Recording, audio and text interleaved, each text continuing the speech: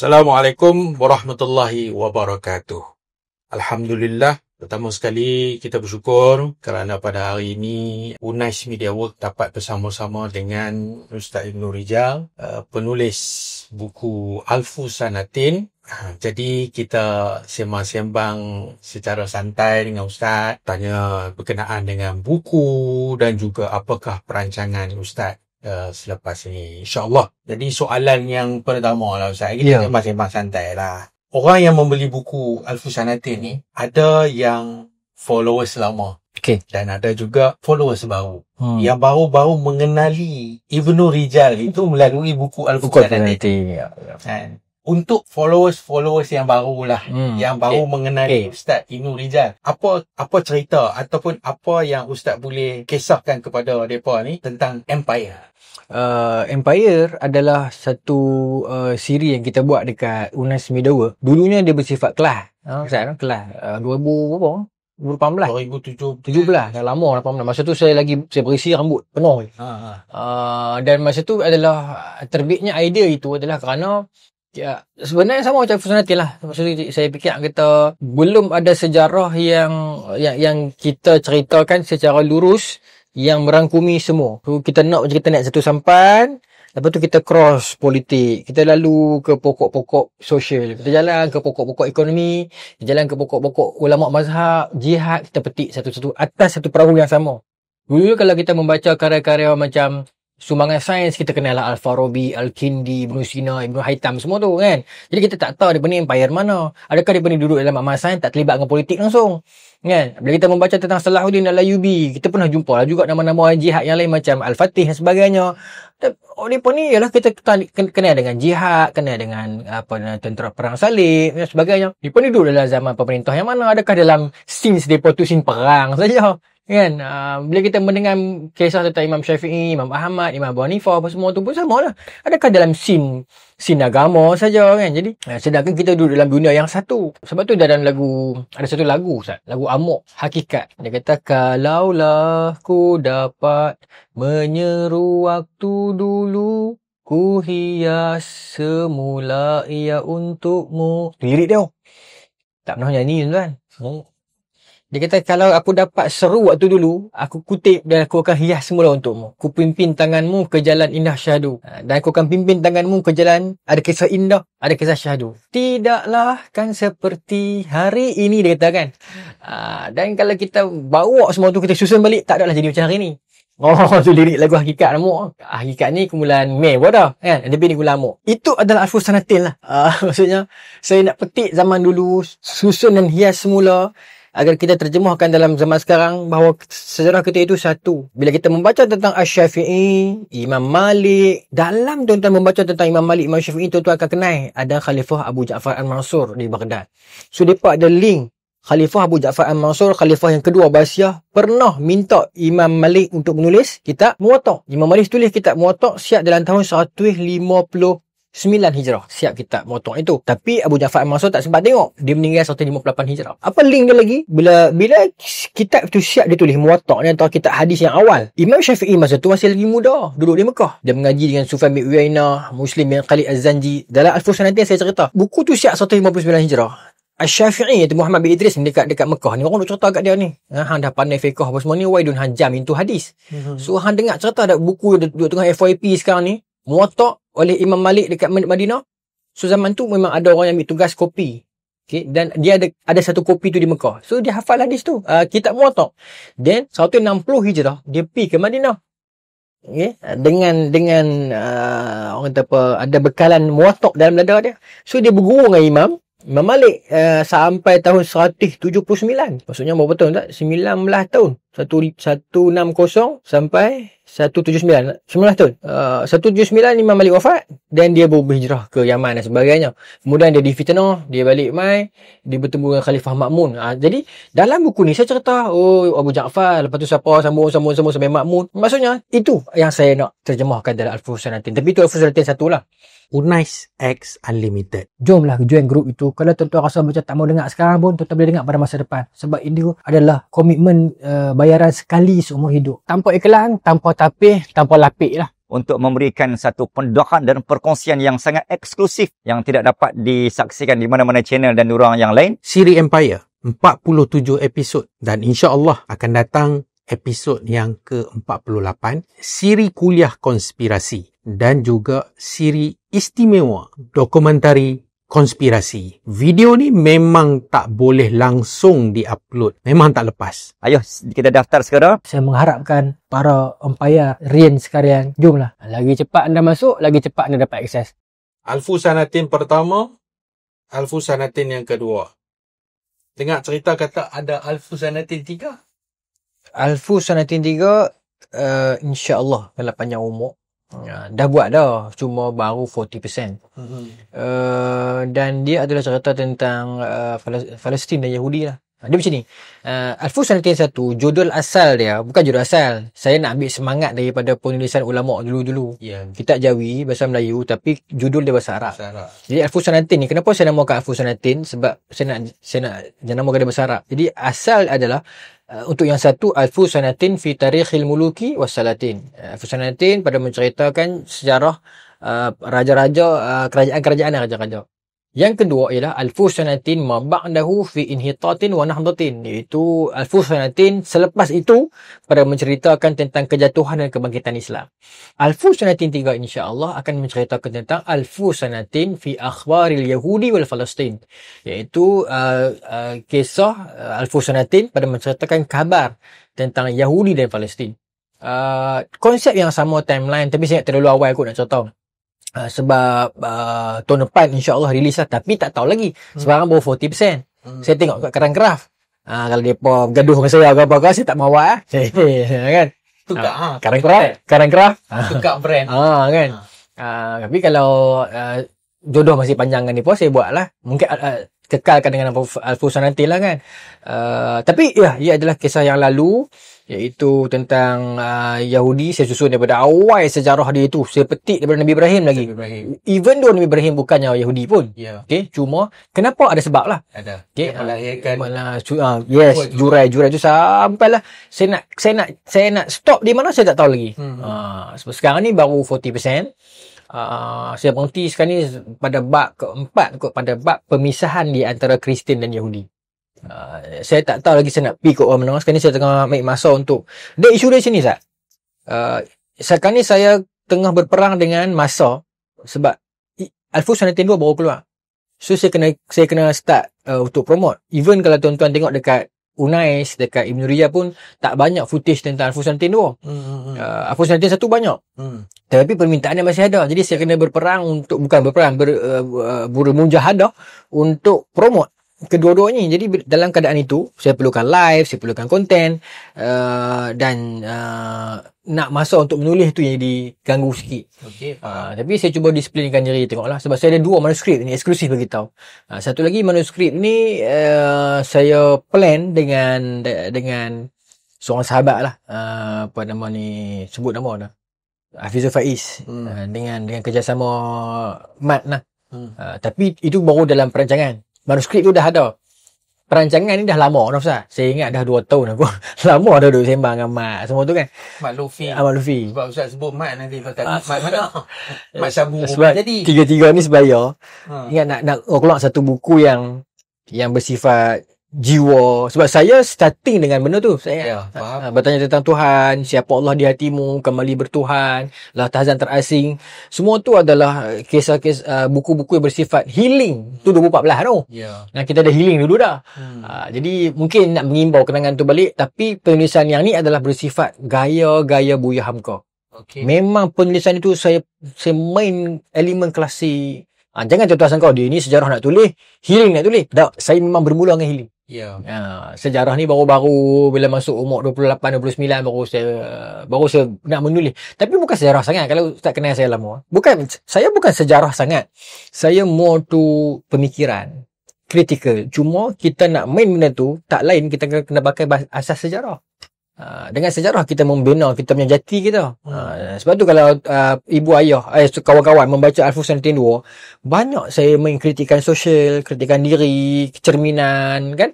Ustaz perasan kan? Dia tidaklah sebuah naratif sejarah macam kita membaca buku teks sejarah. Sebab tu ada orang bagi tahu, dia kata saya baca buku ni tapi saya tak boleh baca buku sejarah yang lain. Sedangkan ni buku sejarah.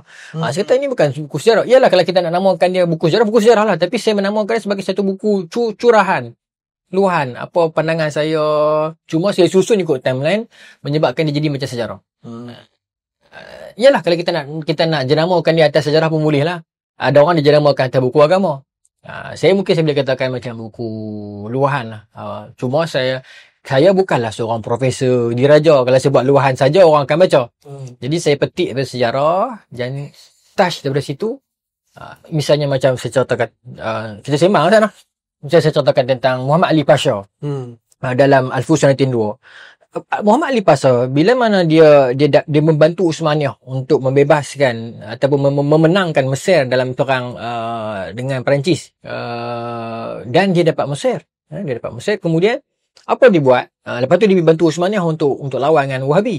Jadi Muhammad Ali Pasha, saya bagi contoh macam mana saya kata luahan saya tu. 1798, bila mana Napoleon pecah tong lah. Orang tahu cakap pecah tong. Memanglah sebelum tu memang dah ada Portugis, Belanda, Keterangan Melayu dan sebagainya. Tapi dalam arti kata sebuah angkatan nak mengejutkan Uthmaniyah punya jantung tu. Betul lah, orang kata, Portugis pernah main Keterangan Melayu. Betul. Tapi dalam konteks Uthmaniyah yang tak pernah disentuh itu, jadi dia pecah tong, dia pergi hadap ibu tu. Dia hadap ibu tu. 1798. Jadi bila Muhammad Ali Pasha berjaya menang dengan Perancis, tapi sebenarnya ada isu. Bukan ada isu, ada komplot. Bila mana Napoleon, bila mana dia berjaya peringkat awal dapat Mesir, so dia bagi tahu kepada para pemodal Yahudi yang menajar dia selama ni, dia mengatakan kalau apa nak membina negara haram Israel, negara Israel di atas tanah Palestin, aku boleh bantu. Cuma bila negara itu muncul kelak, negara itu perlu berlindung di bawah daulat Perancis. Itu sejarah yang orang tak boleh nafi. Dia duduk dalam dapatan sejarah, dalam perbincangan akademik. Jadi itu yang diminta kepada para pemodal Yahudi. Disebut dalam kitab sejarah, dia pun berkumpul dekat Saint Hedrick. Maka orang Yahudi tak boleh terima benda ni. Tak boleh terima, kenapa kami kena tunduk pada daulat hang pula kan. Maka yalah, orang konspirasi dia akan ambil di sudut pandang konspirasi. Tapi tak apalah, kita ambil pada sudut pandang akademik, iaitu memang berlaku sesuatu kepada Napoleon lepas tu. Plot dirancang berlaku perang di antara British dan Perancis, perang Waterloo. Kemudian lihatlah kesudahan Napoleon, terbuang di Saint Helena seorang-seorang dia. Dan jadi gila pun dia kan. Jadi yalah, tak apalah, masing-masing sisi ambil, jangan bergaduh je. Tapi ya, dirancang begitu. Jadi lemah General Kleber yang menggantikan Napoleon dekat Mesir. Dan masa tu bila Uthmaniyah hantar Ali Pasha pergi mewakili Uthmaniyah, Mesir pun bangkit semangat dia. Arab punya semangat pun datang untuk membantu Mesir. Daripada Libya datang Mahdi Ad-Darnawi. Dalam Al-Fusun saya cerita siapakah Mahdi Ad-Darnawi ni. Pemimpin yang hebat, yang agung, yang pernah orang anggap sebagai Imam Mahdi pun. Dan dia memang buat gila, memang dia berjuang sungguh. Cuma malangnya dia tak nafi orang panggil dia Imam Mahdi tu. Dia macam kalau baca Al-Fusun 1, Mukhtar As-Saqafi. Mukhtar As-Saqafi ni, dialah yang tuntut bela kematian Sayyidina Husain. Bila Sayyidina Husain kena bunuh dalam Karbala tahun 61 Hijrah. Orang mengatakan siapa yang membela Sayyidina Husain? Those guys. Yes, from Kufah juga. So, mereka memang fight. Mereka pergi buru habis-habisan geng-geng Syamru bin Zuzishan, Ubaidillah bin Ziyad. Dan dalam Syiar Alamin Nubala ada Imam Zahabi quote riwayat bagaimana kejadian mayat Ubaidillah bin Ziyad yang nampak ulang keluar daripada tengkorak mata dia tu. Tapi pokoknya adalah Mukhtar As-Saqafi memang berjuang peringkat itu. Ini era 63 Hijrah, 64 Hijrah. Pasca Karbala lah. Jadi dia orang Kufah. Dan dia ialah Syiah lah. Dan dia pun berjayalah mematikan geng-geng tu. Cuma tidaklah secepat tu. Cuma poin saya adalah dia berjuang membela Sayyidina Husain, cuma dia ada agenda peribadi dia juga. Cuma bila orang menganggap dia ni nabi, dia tak elok. Dia tak tolak. Itu yang Asma binti Abu Bakar, Mak Abdullah bin Zubair mengatakan kepada Hajjaj. Kan dia mengatakan, dia narrate hadis tau. Dia kata, aku pernah dengar Nabi beritahu kepada kami akan keluar daripada Bani Saqif 2 orang. Seorang kazab, seorang penipu, dan seorang lagi orang yang korang ajak. Zalim. Yang penipu tu apa nama ni, dia kata, Asma kata yang penipu kami dah tahu. Dan yang korang ajak tu hang. Jadi yang penipu tu, kata ulama, maksud Asma kami dah tahu tu adalah Mukhtar As-Saqafi. Poin saya adalah dia tak tolak.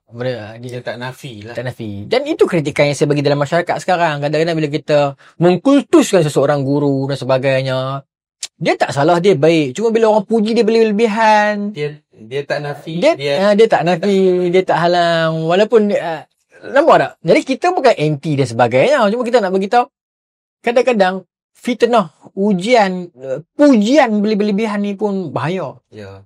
Saya pernah duduk dengan Wali Al-Malik, Tok Ku Ibrahim. Kami panggil Wali Al-Malik, kami panggil Wali lah. Lama dengan dia. Mungkin dalam ni yang mengikuti tarikat Syatariah dia berkenal lah. Ayah kepada Ustaz Angah Sunan. Saya lama dengan Walid sejak saya umur 19. Cuma saya tidak melazimi dan menekuni. Tapi Walid tahu saya dengan dia. Mungkin kalau dalam video ni anak-anak murid Walid yang rasa macam betul ke? Dia ni jual nama ya. Boleh tanya Walid. Cuma saya tak pergi melazimi dan menekuni. Cuma sejak saya umur 18, 19. Pernah saya kena tinggal dekat satu rumah banglo seorang-seorang. 3 tingkat. Walid kata Nazri ni banyak bergantung dengan makhluk ni. Kena buang semua kebergantungan tu. Dia pun tinggal saya Ustaz. Walid dengan lagi 3 orang anak murid dia. Tinggal. Dia pergi tidur di masjid. Saya tidur di rumah. Banglo kat Syalam tu seorang-seorang. Dengan perabot semua tutup dengan kain putih. Pasal Syatariah ni pun banyak putih. Dia pun pakai kain melekat. Dalam pun ada kain putih panjang lagi seluar. Dia penjaga amalan zikir dia tu. Dan saya malam tu saya tidur tak ada apa pula. Cuma saya fikir kenapa dia tinggal saya. Mungkin dia pun nak bagi tahu yang bila tak nak siapa, nak gantung kat siapa dah.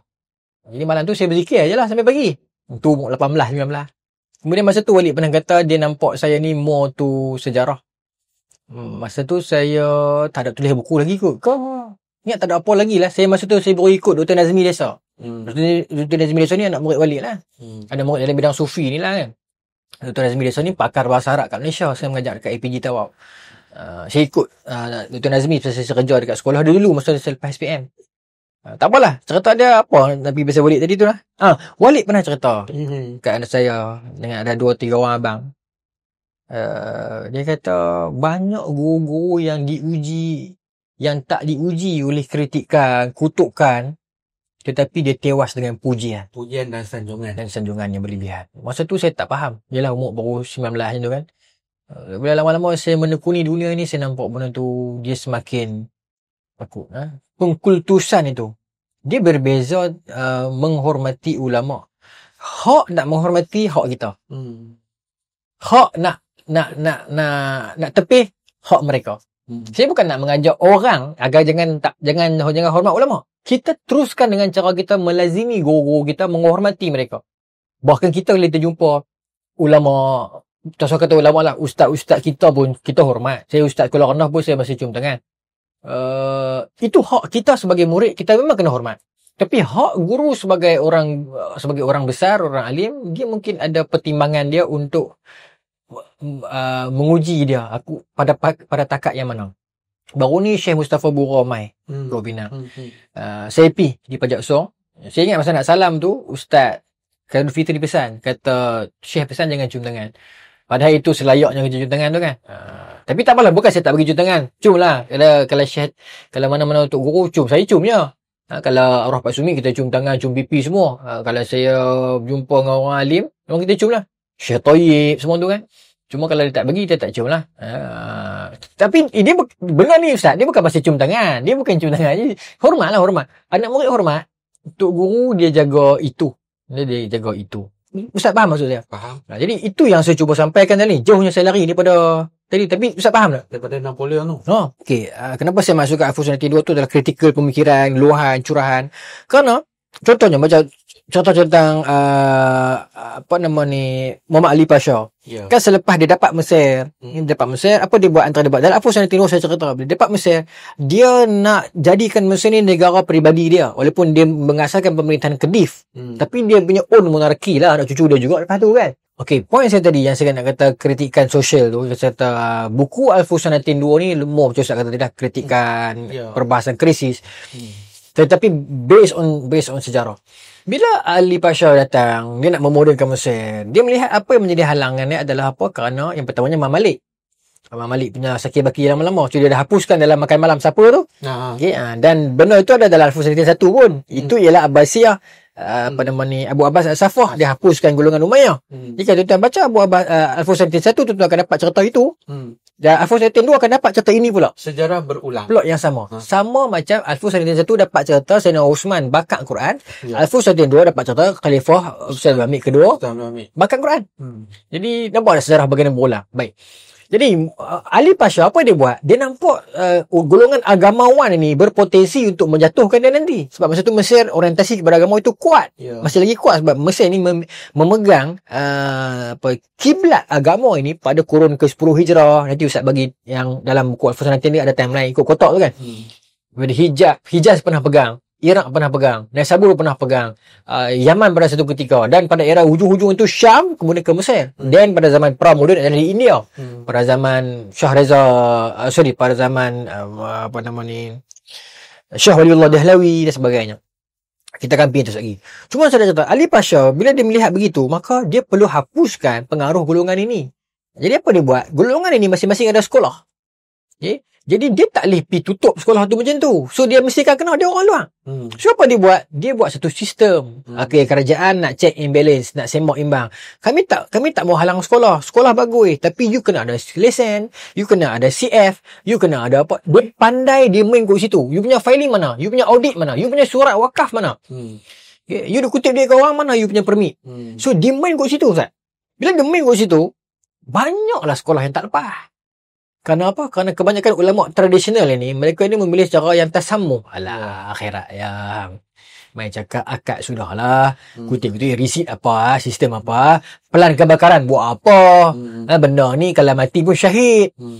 Maka bila dia main struktur itu semua, banyaklah sekolah yang tak lepas dan ditutup. Walaupun kita tahu mungkin Ali Pasha ada agenda yang tak betul, atau mungkin dia ikhlas sungguh, tetapi akhirnya ditutup. Itu point saya. Even kalau sekarang ni kita nak membina madrasah-madrasah untuk anak-anak kita sebagai alternatif kepada sekolah kebangsaan, kita buat properly. Tu point saya dalam buku tu sebut. Okay? Apa saja ruang-ruang fitnah yang orang boleh hantam kita tutup. Okay? Tutup. So kita ada proper. Okay? Kemal.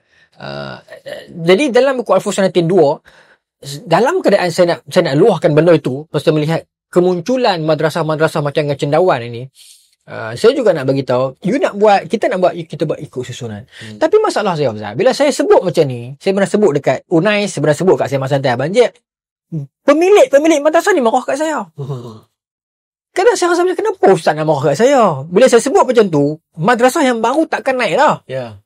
Mungkin kena pengaruh kempen kita. Jadi Ustaz punya madrasah survive. Bila kita kempen, jangan buka madrasah banyak-banyak. So, Ustaz yang dah ada madrasah, kita tak suruh tutup dan runtuh kan. You proceed lah, tapi dengan proper lah. Tapi dia pun serang saya, Ustaz. Tak mau bagi syiar ni terbuka lah. Bila saya melihat balik, dia pun punya profil, dia ni ada madrasah. Sepatutnya lah, dia akan sokong saya sebab dia tak mau bagi naik orang lain lah. Bukanlah nak suruh dengki, maksudnya. Kalau kawasan yang sama, banyak sangat kot. Tak apalah kalau kita nak main kot banyak, buat ikut saluran. Pasal tu dalam Al-Fusul 1 saya kata, Al-Fusul 2 saya tulis proper, pelan kebakaran, audit, penggajian cikgu-cikgu, kursus ustaz-ustaz. Dia bukan cikgu tu dia habis SPM, dia habis stamp, dia nak tunggu pilot negara, dia main ngajak Ustaz, lepas tu dia tuang dia belah. Dia habis degree tu, orang nak tunggu posting, dia main Ustaz, dia belah. Lepas tu kenapa dia belah? Kerana sistem penggajian tak ada. Kalau kita boleh bersatu, semua madrasah ni satu atas satu sistem, kita ada sistem yang kita boleh minta tukar ke madrasah orang lain, dipegang oleh satu entiti, gaji kita kumpulkan dalam kumpulan wang yang disatukan. Kerajaan kita macam tu kan. Tidak ada nafsi-nafsi. Sebab tu dalam seniman Bujang Lapuk, Piramli buat, Bengali tu yang tegak. Kita you punya orang Melayu ni, you tengok you punya bangsa, dia tu baru minta kerja, you sudah macam-macam. Apa pasal you punya bangsa nak berjaya? Kan? Then, you punya nasib, you makan, dia punya nasib, dia makan. Apa masalah you makan sama-sama? Kan? Kena. Maksudnya kita makan sama-sama, kita buat satu alternatif, saya boleh katakan the third force sebagai option. Second force ni saya ingat mungkin sekolah-sekolah swasta yang establish, yang kaya-kaya, Asunta apa semua tu kan. So kita the third force, sekolah swasta kerajaan madrasah yang kita boleh jadi satu kuat. So kita ada suara yang kuat. Kita boleh ada PIBG version sekolah-sekolah third force ini. Kita boleh desak kerajaan macam mana Dong Zong boleh desak UEC. Oi, banyak kita boleh bersatu. Kalau kita bersatu, kadang-kadang saya minta maaf, dia pun ni bersatu atas pentah dia, atas bibir sahaja. Tapi di belakangnya dia pun tak seronok juga bila masing-masing berkat buat. Betul. Ni why don't kita, tapi itulah benda ni dah lama dah, berpuluh-puluh tahun ni saya ingat. Dia benda isu ni, isu yang tak boleh disentuh. Ya, dia sensitif. Ya. Kalau disentuh, Kita membakar sentimen agama. Al-Fus 1 dan 2, saya sebut benda yang sama. Bila saya tak ambil kedua, bila orang main kempen dia rasuah lah orang dulu, macam-macam angkatan Turki muda cuba nak fitnah dia.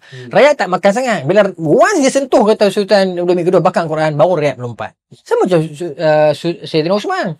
Orang habak macam-macam, nepotism lah, apalah, orang kenal Sayyidina Osman siapa. Tapi bila orang kata Sayyidina Osman bakar Quran, walaupun benda tu dah lama dah pun, tapi bila dia pandai main, menyebabkan alamak. Itu antara poin yang Sayyidina Osman kenal.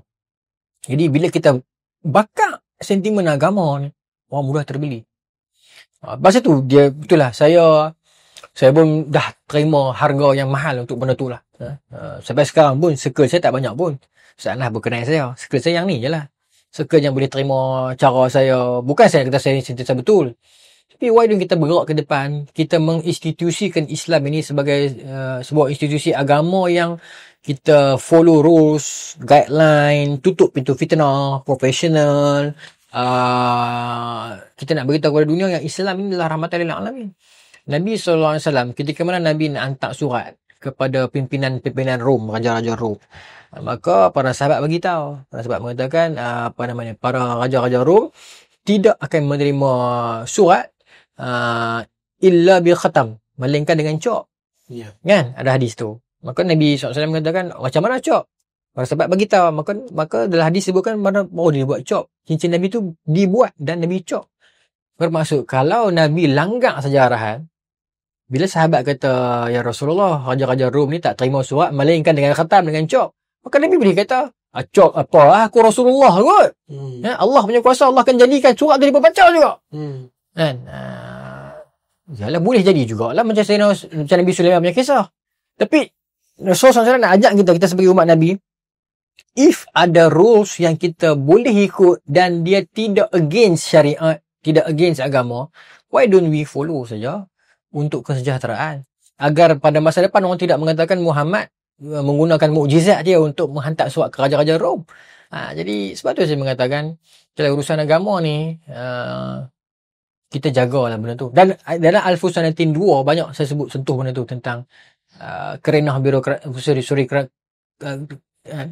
berlebih kurang di dalam menguruskan agama ni menyebabkan orang menganggap orang agama ni lekeh. Institusi agama ni lekeh. Sedangkan tidak begitu.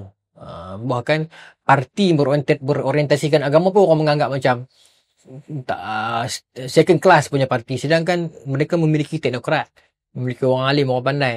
Tapi kenapa kelihatannya begitu? Kadang-kadang kita tak boleh nak kata orang sangat orang yang hantam kita. Pada kadang-kadang kita pun menunjukkan watak begitu. Kita tahu kita pernah berurusan dengan banyak madrasah, banyak tahfiz. Bila kita pergi kita tengok.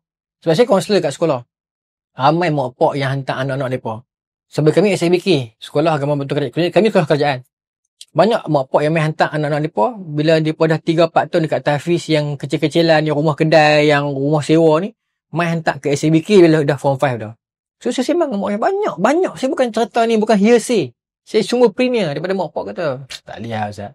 Anak saya jam lah. Dia tinggal terus. Jadi, akhirnya, akademik tak dapat. Tahfiz tak dapat. Saya jumpa Ustaz. Saya kata, hafal berapa juz dah? Saya hafal Al-Mu', Yasin, Waqi'ah saja dah. Saya kata, sini boleh hafal. SMKA boleh hafal. SMK pun boleh hafal setakat surah-surah lazim tu. Lazim lah. Bagi surah menengah agama, setakat Yasin, Waqi'ah. Wallahi bukan nak merendahkan surah. Nak berkata, Yasin, Waqi'ah, Jumu'ah, Al-Mu', Insan, Nuh, semua ni adalah surah yang hafazable lah untuk budak sekolah menengah. Kan? You tak perlu tinggalkan mainstream punya aliran untuk pergi sekadar nak hafal surah-surah tu. Kalau kita nak mujahadah on 30 juzuk, go for it. all out, dan sekolah menyediakan satu institusi yang memang jaga benda tu sungguh-sungguh lah. Kan? Jaga sungguh-sungguh lah maksudnya. Tak. Kita ada tahfiz keliling kita. Kita tengok budak-budak tu balik sembahyang Jumaat, singgah pergi kedai beli coklat, apa benda ni. Di situ pun tak betul dah. Penjagaan makanan dan sebagainya. Tu nak buat proper. Tak boleh buat, jangan buat. Bila orang akan marah kat kita, saya tahu orang akan marah. Tapi kalau kita tak sebut, kalau kita tak mau untuk suar muka untuk orang tampak kita dengan menyatakan kebenaran, bila pun orang akan menganggap benda tu biasa. Kan? Sebab tu saya sebut je lah. Mau sebut dalam buku lah. Dalam bab ahli pasya tu sebut begitulah. Cuma bila kita dah cakap dia orang ni, cakap ni dia lajak lagi lah. Kalau tulis tu saya tak rasa sampai tahap tu.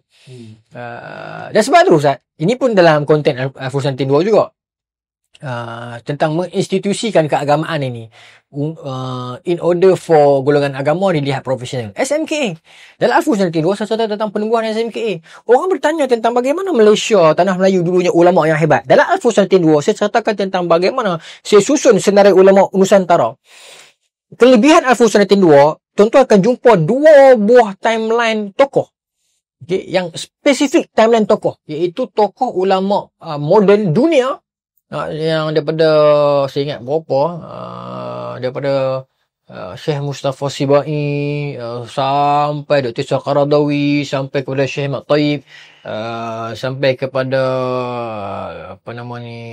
Syekh Nuruddin Aitir, semualah, sampai Syekh Ali Jumaah. Dalam Al-Furqan 2 timeline, saya susun ikut timeline. Okey, negara mereka berasal dan bidang mereka. Agar orang kenal ulama-ulama contemporary, sebab kita duk dengar nama-nama ulama-ulama silam. Ulama contemporary siapa? Dalam Al-Furqan 2 saya cerita, walaupun tidak detail, tetapi detail nama, tempat, tahun kelahiran dan kewafatan ada. So agar itu jadi rujukan awal tuan-tuan untuk faham ulama contemporary itu siapa. Dan mereka tu bertaraf ulama lah. Okey, dunia. Dan orang akan bertanya, habis tu alam Melayu tak ada ke? Dan ada peta ulama alam Melayu dalam Al-Furqan 2. Saya petik daripada kurung ke-18, iaitu Syekh Arsyad Al-Banjari, bapa kepada ulama-ulama Malaysia lah, tanah Melayu. Betul, orang akan mengatakan, how come you petik Syekh Arsyad Al-Banjari sedangkan kita ada Wali Songo dan sebagainya, Syekh Abdullah Khumairi. Tapi Syekh Abdullah Khumairi bukan orang Melayu, dia main daripada Yaman. Hadramang. Ini Melayu, orang Banjar. Wali Songo juga Melayu kan, tapi yalah depa ni kurung ke-12. Jadi saya petik dalam kaedah yang ada sumber rujukan, tanpa saya menafikan Wali Songo. Cuma saya nak bagi tahu yang saya petik masuk dalam Al-Furqan adalah ulama-ulama alam Melayu yang orang tak boleh petikai keulamaan dia. Itu poin saya. Sebab tu saya mulakan dengan Syekh Arsyad Al-Banjari. You dah tengok keilmuan dia, you tengok Sabil Muhtadin. Kehebatan dia, kepakaran dia, kealiman dia, rujukan kitab-kitab dia. Kemudian Syekh Nawawi Al-Bantani, kemudian Syekh Samad Al-Falimbangi. Semua ulama itu saya nak masukkan nama, tempat, kelahiran, kewafatan, kitab-kitab karangan serta catatan kisah mereka. Berapa puluh saya tak ingat lah, tu ada dekat 20 lebih 30. Ikut timeline. Kemudian daripada situ sampailah kepada Tok Syekh Jarum, moyang kepada mufti wilayah sekarang. Dan kenapa mufti wilayah sekarang ni kita lihat dia ni macam alim sangat ilmu ni? Kerana itu dah berkat doa Tok Syekh Jarum dulu. Dan anak-anak cucu dia tu menjadi orang alim ulama. Sebab tu anak cucu Tok Syekh Jarum mufti, Presiden PAS. Bukan sebab ada Presiden PAS, tapi sebab dia orang alim, pensyarah di UTM dulunya, Ustaz Fadil Noor. So orang pemimpin yang disegani sampai hari ni pun. Dan ramai syekh-syekh yang Al-Jarumi ni adalah keturunan Tok Syekh Jarum. Maknanya Ustaz Fadil, saya sebut sama, kalau nak pakai Jarumi kat belakang pun boleh lah, memang keturunan tu. Nama dia ada Syekh Abbas Nasution yang menterjemahkan Quran ke dalam bahasa Melayu. Even Syekh Abu Bakar Syari saya masukkan juga, iaitu orang yang berjasa terhadap aliran kaum baru kat Perlis, yang menjadi anutan kat Perlis sekarang ni, gerakan kaum baru. Kaum muda lah, tapi dia kata bukan kaum muda, kaum baru. Kaum baru ni macam mana? Ya, yang betul yang dah tengok Perlis sekarang ni, yang itulah di-enactment kan. Sebab tu kalau orang bertanya soalan, kenapa geng-geng ustaz-ustaz bila berdebat dia tak berani sebut Wahabi semua tu kat Perlis, tapi kalau tengah ceramah dia boleh sebut, sebab dia ada enactment. Jangan sentuh bahaya, boleh mengar aja. Masa kita nampak dia berhati-hati, pasal dia faham benda tu. Kadang-kadang yang di bawah-bawah ni tak faham, dia main hantar, dia kena sama pun dia tahu. Tapi yang di atas ni dia tahu. Lepas tu dia play safe. Lepas tu hati-hati. Kita jangan lebih lajak pada laju. Baik. Syekh Abu Bakar Syari saya cerita.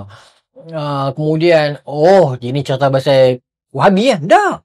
Saya cerita tentang Syekh Abdul Fahim. Tentang Kiai Hashim Asy'ari, pengasas Nahdlatul Ulama. Apa kaitannya dengan Syekh Abdul Fahim yang mengasaskan Da'iratul Ma'arifil Wataniyah? Kedua-duanya adalah anak murid kepada Syekh Wan Ahmad Al-Fatani. Dalam tu saya cerita juga. Syekh Wan Ahmad Al-Fatani yang dikatakan jenius Melayu. Menguasai Ustaz 49 bidang ilmu. Syekh Wan Ahmad Al-Fatani. Kemudian banyak lagi lah tuan-tuan guru ulama daripada Fatani, daripada Tanah Melayu, Tuan Hussein Kedah misalnya. Yang tu baru betul orang panggil ulama Ustaz. Ya. Dia menguasai bidang-bidang yang asas dah tentulah kan. Dan bidang-bidang fiqh, tauhid kan, semua ada dekat dia. Baru dipanggil ulama. Untuk sampai level itu. Untuk level tu. Hari ni saya dekat dengan ulama. Saya asatizah berkhidmat pada ulama. Betul. Tak, budak-budak kita ni orang-orang kita. Padahal dia belum sampai ke tahap ulama. Lagi. Sebab tu kita pergi pada point saya awal tadi, kita mengatakan hak kita untuk memuji sebagai murid iyalah. Tapi hak mereka untuk menangkis sebagai orang yang dipuji itu ialah kena ada. Kalau kita kata, kita tegur, apakah taraf kita untuk menegur pula? Untuk berkata macam tu susah juga kan. Hampa duk kata hampa bersama dengan ulama, hampa dekat dengan ulama, berkhidmat dengan ulama. Dia bukan ulama. Dak hang siapa nak letak kata dia bukan ulama? Susah juga. Sebab kita pun orang awam juga. Even title Tok Guru pun.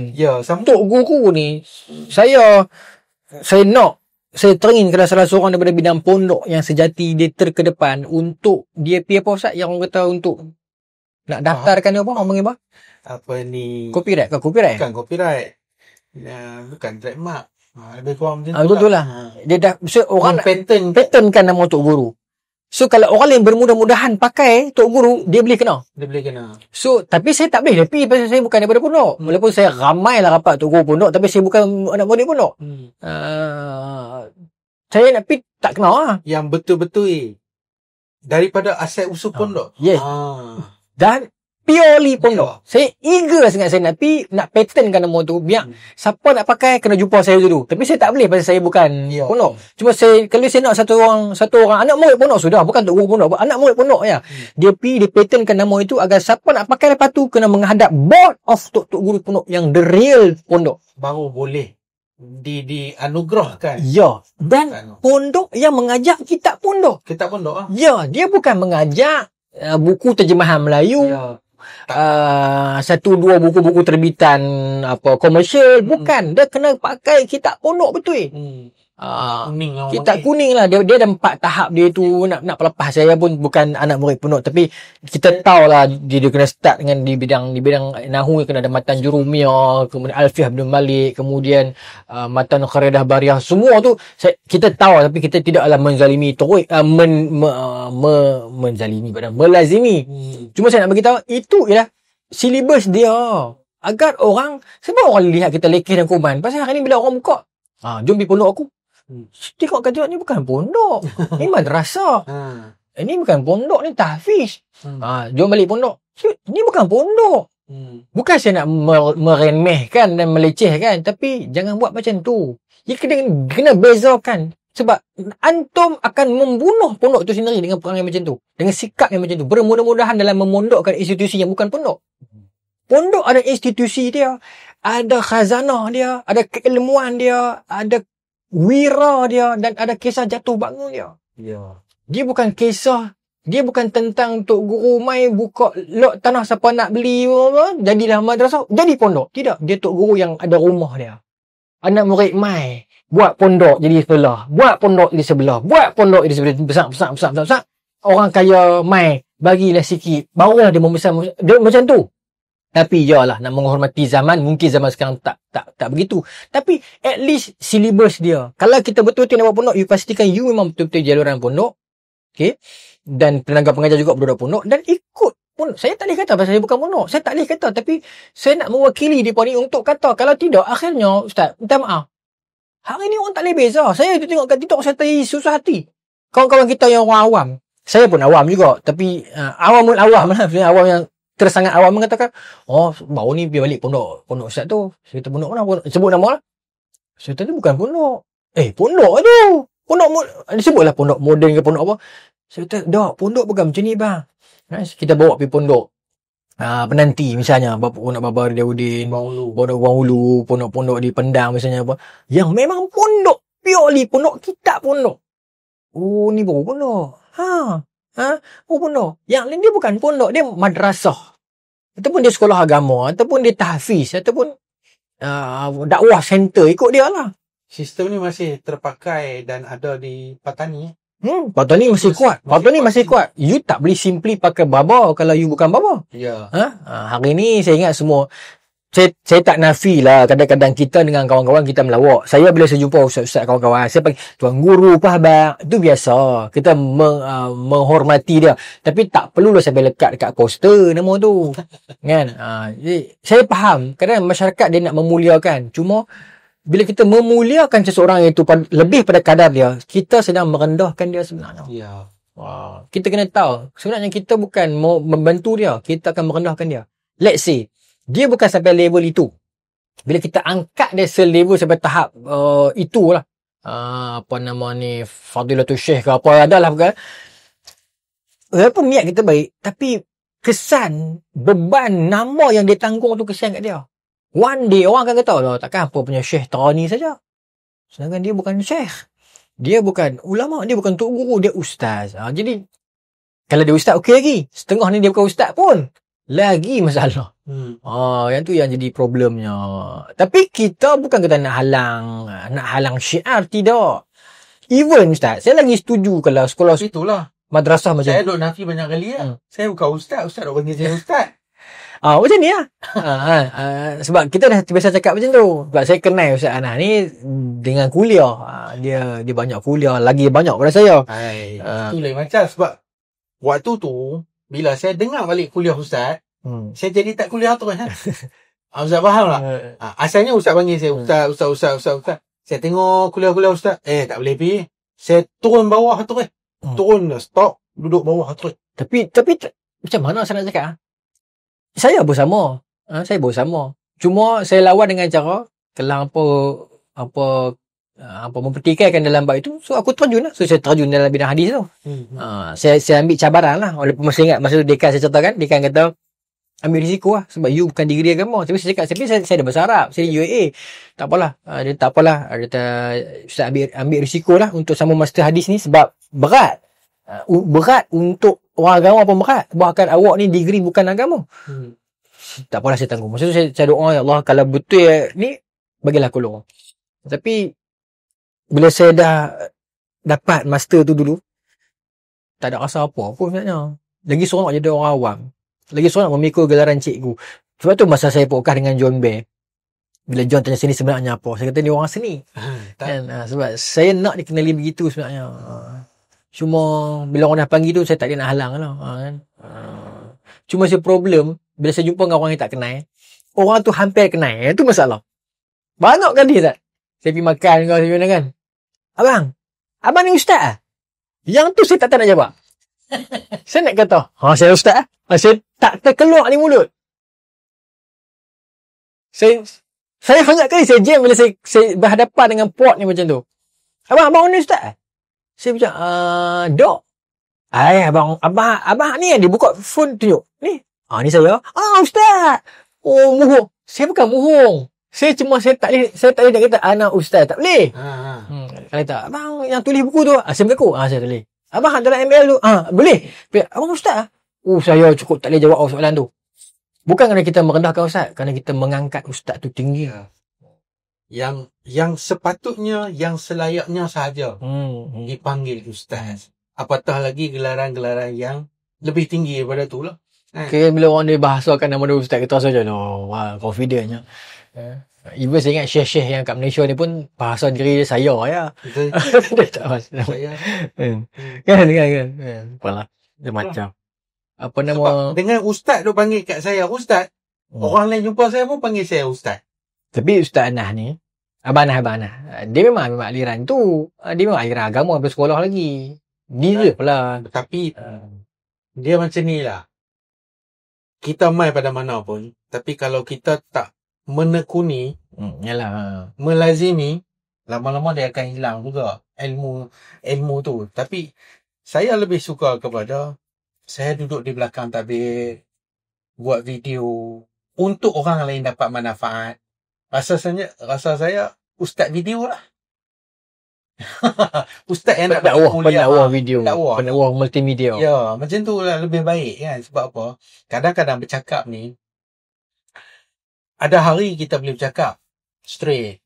Ada hari yang kita kata apa, ada silap, ada salah, tersilap. Dia salah. bercakap ni, saya pun dah lalu fasa, saya pun sedang meniti fasa abang Nah tadi. Dah malas nak cakap.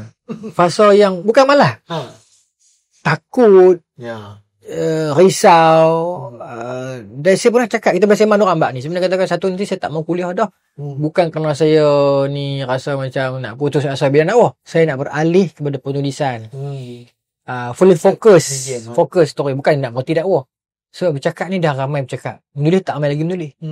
Jadi sebab tu saya nak fokus tu. Tapi silah saya kena hantam, bukanlah kena hantam, geng-geng kita lah, kawan-kawan kita, sahabat-sahabat media kita ni semua, sayang Ustaz buat master tak mau selama, sayang Ustaz ilmu tu tak pakai. Tak, saya nak menulis, bukan saya nak berhenti, saya nak menulis. Cuma kalau kita buat macam ni, record short-short punya, saya jalan je. Cuma saya nak istiqamah tu, saya ingat saya nak slow down. Kecuali mungkin beberapa kitab yang kita nak habiskan dululah, macam Batal Arba'in ke apa tu, mungkin kita nak habiskan. Tapi sekarang ni medium ni dulu. Tapi poin tadi balik adalah cakap ni lah, no? Cakap betul. Nak duduk depan kamera, nak bercakap, tambah-tambah di depan orang. Saya macam dah tarik gear reverse. Gear reverse tu lama dah lah. Sebab dan tu, kita lebih tenang. Ya. Bila saya sekarang ni tuan-tuan, saya tak banyak kuliah. Saya lebih tenang sebenarnya. Buku ni, apa beza buku dengan cakap? Buku hanya dibaca oleh pembaca. Kuliah didengar oleh siapa saja. Orang kalau dia otak jenis merapu, dia tak ambil buku baca. Selalunya lah. Tapi orang kebanyakan siapa pun akan lalu dekat dia ceramah. Jadi itu beza dia. Buku saya lebih pedas. Tapi saya tak terima kritikal sangat sebab orang yang membaca ni dia tahu bagaimana nak meletakkan respon itu bagaimana. Kalau dia tak setuju pun, kalau saya salah pun ada kaedah dia. Bukan saya takut orang kecam. Tapi saya tak mau nak pening kepala lah pada umur sekarang ni. Saya nak relax, nak tenang-tenang kan. Macam tu. Saya ingat siapa pun akan melalui fasa itu juga. Kecuali kalau dia ada keuntungan yang besar di sebalik percakapan dia. So dia mungkin susah nak berhenti. Bukan saya nak ajak orang berhenti. Cuma tak tahulah, fitnah daripada percakapan ni banyak. Kadang-kadang kita tak cakap, orang kata kita cakap. Kita cakap lain, orang edit, orang kerat pasangan video lain, kita jadi jahat pula. Betul. Kalau fitnah itu tidak ada, dalam Al-Fusanatin 1 ke 2, saya catat tentang Imam Bukhari kena fitnah tu. Pun orang ambil percakapan Imam Bukhari sikit. Imam Bukhari 3 kali berada tu tanya dia tak mau layan. Dalam Syiar Alamin Nubala, Imam Zahabi bawa main cerita itu beserta sanad. Budak ni 3 kali dia bangkit, dia tanya. Imam Bukhari tak mau layan, tapi dah tanya sangat, dia jawab sekali. Sebab dia jawab sekali itulah, orang guna hujung tu, orang pagi dia, orang pulau dia, orang fitnah dia, orang hina dia. Ada satu riwayat tu dalam Syiar Alamin Nubala, Imam Zahabi bawa main mengatakan seorang sahabat dia jumpa, dia kata, wahai Bukhari, hang sedang berhadapan dengan tuan kepada kota ini. Maknanya Muhammad bin Yahya Az-Zuhli ni ulama besar dekat Naisabur. Abang dia ke adik dia, Yahya bin Yahya Az-Zuhli, gubernur pula. So hang berhadapan dengan orang macam ni, hang takkan boleh menang walaupun hang betul. Sebab tu orang adalah 4-5 orang yang tahu kata dia tu tak salah, Imam Bukhari tak salah, tapi tak berani pergi berkawan dengan Imam Bukhari. Saya sudahlah Ustaz, berapa ramai orang tak mau kawan, orang takut terpalit label. Sejujurnya Ustaz pun tahu, Abang Nah pun tahu, saya dalam bidang ceramah ni berapa puluh tahun dah. Berapa puluh tahun tu, 10 tu lebih lah 2014 lah, dah 2025 kan. Tapi saya masih lagi ni skill saya Ustaz Ana, Banjep, adalah 4-5 orang Ustaz yang kawan-kawan kamcing kita, Ustaz abang kita ni, Allah tak keluar nama cerita terus hati pula. Ustaz Bifidon. Dia beradik. Bifidon. Bukan saya tak ada. Tapi mungkin orang risau dengan saya kot. Ustaz Aziz Roslan. Baik dengan saya. Baik. Haji mesej.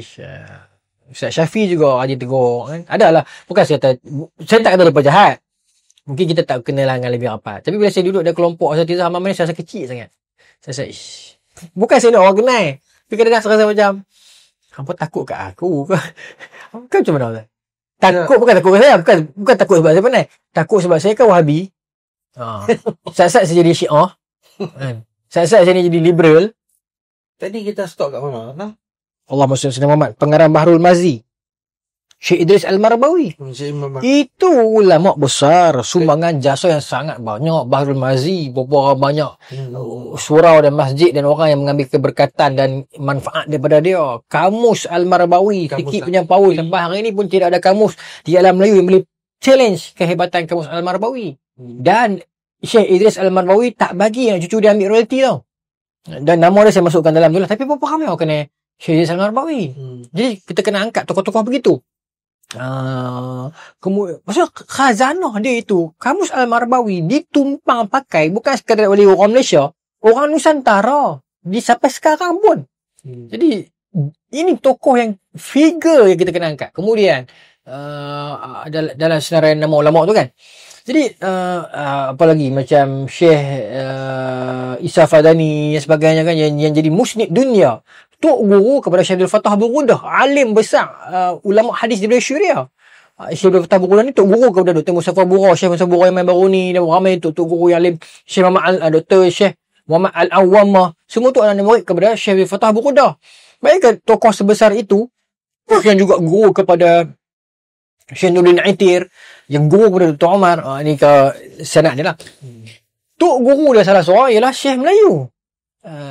Syekh Yasin Isa Fadani kan, musnid dunia, pakar sanad dunia, orang Melayu, era moden, bukan era moden sangat, pra moden lah. Kemudian tokoh-tokoh macam Buya Hamka tentu saya masukkan, dan ramai nama-nama yang lain.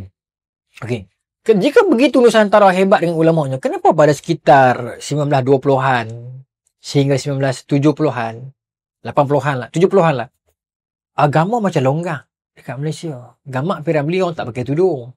Bukan salah P.Ramlee tu, gamak itu. Nasyid tak pakai tudung, tak selendang.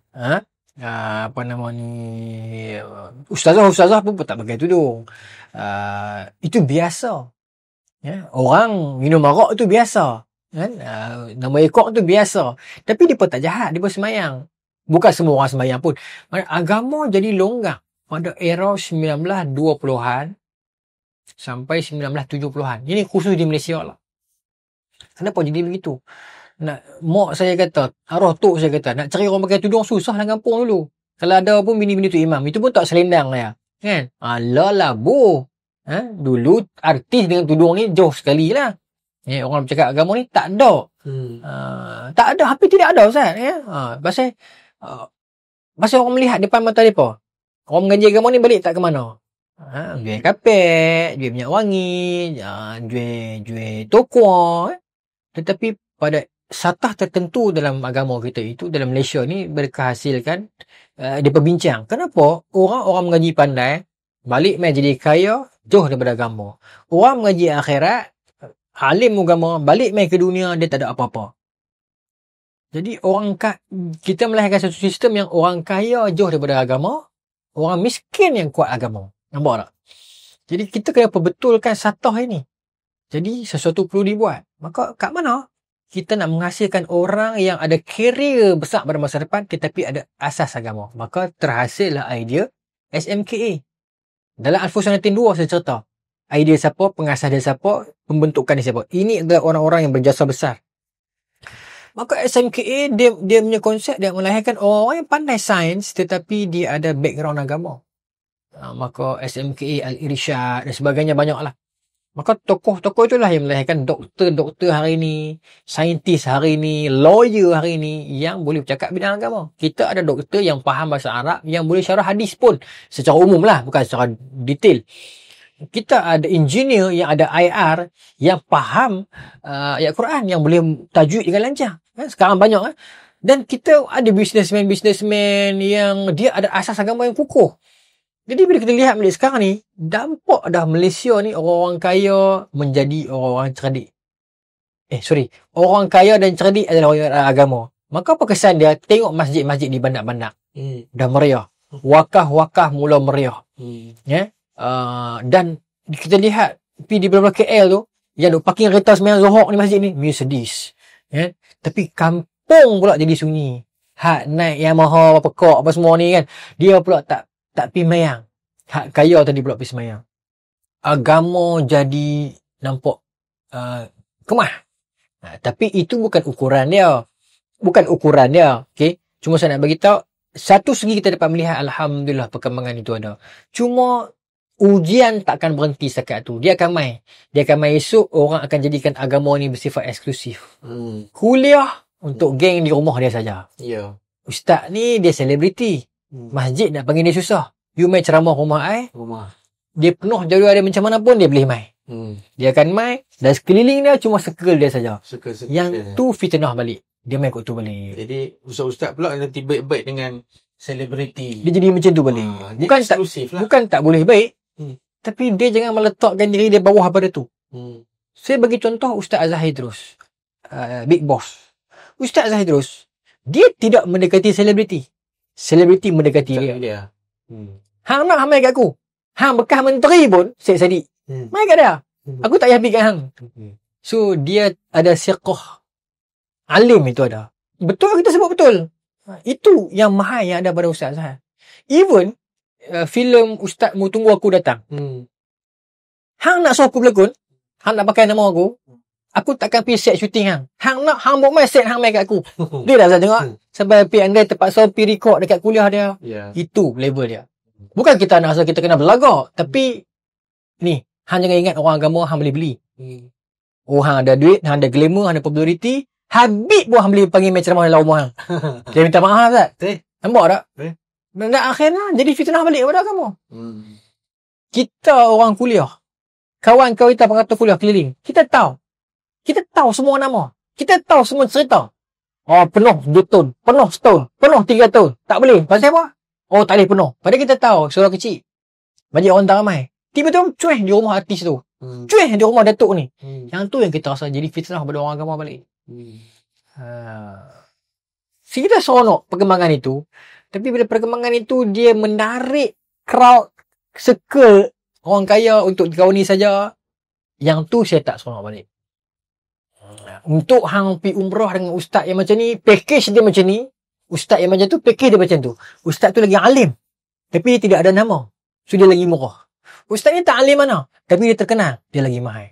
Kat mana kita meletakkan agama kita tu? Jadi yang tu yang saya rasa orang tak mau kawan dengan saya pun. Saya kira macam ni, saya rasa macam tak seronok. Dia tak seronok. Dan nanti orang kata, Ustaz ni dengki. Tak, kita bukan cerita dengki. Tak, saya Ustaz, jujurnya, ini campur dengan minggu lepas. Dah 9 ke 10 tourism ajak saya join umrah. Saya tak mau. Bukan saya belagak. Saya kata, kalau main dam ke apa semua tu, belajar lah. Tertib takdir, tertib takhir tu. Tapi, saya main dengan kes pelik-pelik. Saya tak mau melibatkan hukum hakam orang umrah, saya tak mau. Kalau saya sebagai tukang cerita, saya boleh. Tapi itu pun saya tak kenal lah saya rasa. Tapi tak apalah bagi saya masalah, saya kata. Tapi untuk jadi mutawif, saya tidak. Biarlah apa nak kata saya sombong pun. Sebab saya tahu saya level mana. Kepakaran dalam bidang sah batal ihram, segala ni, kita belajar. Tapi untuk kita jadi rujukan orang, untuk diri kita sendiri boleh lah. Ya. Diri sendiri nak bini kawan-kawan terdekat boleh lah. Untuk bila orang main adukan, Ustaz saya semarin masa saya sa'i, saya ada mula saya alamak. Saya ada cadangan Ustaz. Kepada tourism ataupun mana-mana pemilik travel agent, hampa jangan letakkan Ustaz Ibnu Rijal di tempat umrah ataupun sebagai mutawif umrah. Saya lebih suka kalau ada bahagian tourism atau mana-mana travel agent yang create satu tour Tua Alfus Sanati. Oh. Tapi ada dah tak? Ha. Ada. Kau tengok. Saya minta maaf. Dah ni saya dedah ke. Banyak. Sejarah mana yang Banyak. kita nak pergi? Spanyol ada banyak. Cuma saya tak boleh pergi lagi. Sejujurnya saya minta maaf kepada semua yang travel tu. Saya ingat 9 dah. Saya betul-betul daripada hati ni saya tak sombong. Saya tak berlagak. Saya tak angkuh. Cuma saya tak mampu naik flight. Saya takut. Saya buat tu terang. Saya minta maaf lah kepada tuan-tuan semua yang pergi ni. Eksklusif ni saya jawab ni. Saya memang takut. Bagi saya masa Ustaz, sampai saya betul-betul hilang anxiety saya. Sampai anak-anak saya dah besar. Sekarang ni saya nak hantar anak pergi sekolah bagi-bagi. Saya tak boleh. Saya tak boleh tinggal lama-lama. Even KL, Pahang, Kelantan. Saya minta maaf. Saya bukan sombong. Saya tak boleh. Saya ada kekangan. Saya kerja hakiki kat sekolah. Saya ada anak nak hantar. Malam-malam, bini saya belajar. Sambung belajar. Jadi saya nak kena tolong tengok anak kecil. Sambil dia ada kelas online. Itu kekangan saya. Saya contoh tu terang ni. Dan saya pun dapat jemputan. Yang mana jemputan melalui UNAIS Media World. Forward dekat Ustaz. Kan? Kadang-kadang orang tak faham. Tak faham. Abang Ana, Abang Jet banyak bagi tahu. Bukan, saya betul wallahi saya kalau siapa dah kenal saya, dah kawan dengan saya, tahu saya level macam mana. Saya tak sombong, cuma memang saya tak boleh. Bukan saya, kekangan. Saya bukan pergi muat selebriti lah. Dah. Saya kalau kawan-kawan ni siapa pun saya sampai. Cuma tengok masa keadaan. Satu lagi bila orang kata, "Ustaz main alamat, nama rumah." Saya bukan sombong tak, tapi bagi saya sampai tahap rumah ni saya ada ruang privasi saya. Saya ada mana? My location saya nak pergi sign buku. Saya menghargai abang-abang kakak-kakak beli buku saya. Tapi untuk saya nak reveal location rumah untuk sampai nak main sign ni, saya rasa saya minta maaf. Dia dah masuk ke satu border yang lain. Sebab dia bukan tentang saya. Dia tentang isteri, tentang anak-anak, tentang mak ayah, tentang jiran-jiran. Saya nak kena jaga semua tu. Jadi saya minta maaf. Kalau benda tu nampak macam saya sombong, saya minta maaf. Tapi saya ingat, saya kena luah agak hari ni. Betul. Ada pentas ni saya cakap. Bukan saya sombong, tapi saya ada ruang, saya perlukan ruang itu juga. Tapi saya faham lah, niat tu baik. Saya faham. Cuma saya nak, cuma saya nak minta maaf sebab saya ada masalah tu. Ada benda yang saya kena jaga juga. Sensitivity terhadap jiran dan sebagainya tu, bagi saya benda tu, ada masalah kan. Tapi saya hargai lah. Bila beli buku semua tu. Cuma saya, jangan letak saya pada keadaan yang salah-salah. Saya dah beli buku Ustaz, saya dah pasang Ustaz main alamat saya. Ya Allah, aku salah hanya saya ni panas kenal lah saya. Bila saya susah hati lagi, saya tak tidur malam. Saya fikir alamak, mesti dia marah aku, mesti dia kata aku sombong kan. Tapi saya tak boleh. Sama lah macam travel tadi tu, bukan saya, insya-Allah saya nanti anak-anak dah besar sikit, dah boleh pergi sekolah sendiri. GERD ni hilang 100%. Lah hilang banyak dah Ustaz. 50% saya ingat dia hilang dah. Ada kawan-kawan tengok badan naik sikit dah. Mungkin lah kot. Saya dah berani pakai tekuk pendek dah. Round neck dulu tak berani. Pasal nampak rangkau besar ni. So, turun sampai 54 kilo. Sekarang saya tak tahu berapa. Saya ingat naik balik lagi kot. Saya ingat naik sikit lah kot. Naik balik sikit. Tapi kalau tuan-tuan tengok Alfus Sanatin, nanti Ustaz nak bagi footage dah. Dekat berotah belakang tu. Dozo, pipi Mauripan tu kan. Yang tu gambar konspirasi. Tak tahulah. Itu tengah fit tu. Itu fit tu. Bukanlah fit. Itu memang orang lambung pergi mana pun sampai. Sekarang ni tua dah. 30 lebih dah. Jadi slow sikit. Tapi saya nak fit balik. Saya selalu doa, ya Allah bagilah saya fit balik. Saya nak terjun balik ke medan ini. Dan saya bukan nak glamour. Saya nak pergi hargai balik orang yang saya telah sia-siakan ni. Kawan-kawan yang ajak pergi travel. Semalam saya sembang dengan Abang ni. Satu orang biasa lah. Orang biasa abang-abang yang kaki travel, bukan orang kaya, bukan selebriti tapi dia kata, Ustaz jom lah ronda dengan Abang, kita pergi di belah-belah Iran, bila Ustaz contoh tentang Parsi tu, Ustaz kena pergi tengok sendiri. Betul. Dan dia tak kata sponsor pun, dia kata Ustaz cari duit tambah sendiri, Abang cari duit sahabat sini, sana kita makan Maggi, sudah lah. Saya minat macam tu kan. Dan banyak lagi abang-abang lain, ramai kawan-kawan lain yang offer macam tu. Saya tangin lah. Cuma itulah kekangan saya yang tu. Dan saya abang kat abang, malah kita saya tunggu Ustaz bagi anak saya besar sikit.